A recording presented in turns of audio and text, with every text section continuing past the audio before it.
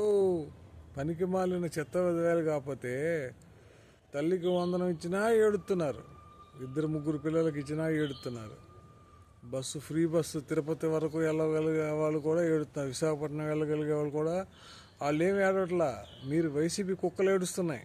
YCP వాళ్ళు ఒరిజినల్గా ప్రయాణం చేసే వాళ్ళు ఏమి ఏడవట్లా.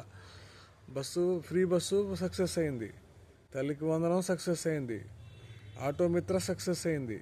ఇంకా ఏంట్రా మీ బతుకులు ఎడా? మీకు అసలు బుద్ధి ఉందా లేదా? కడుపుకి ఏం తింటున్నారా ఎదవల్లారా మీరు?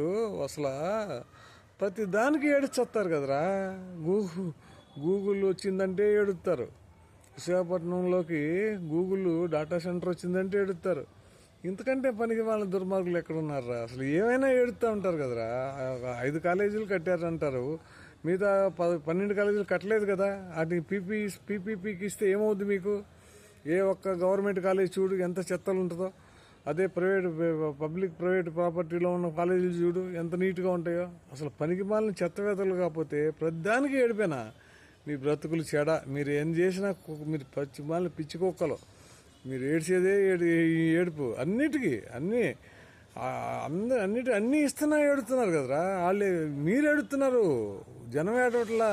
జనం ఎందుకు ఏడుస్తారు? జనం సంతోషంగా ఉన్నారు. సైకోగాడు పోయాడని, సైకిల్ వచ్చిందని సంతోషంగా ఉన్నారు. మీ బతుకులు చెడ.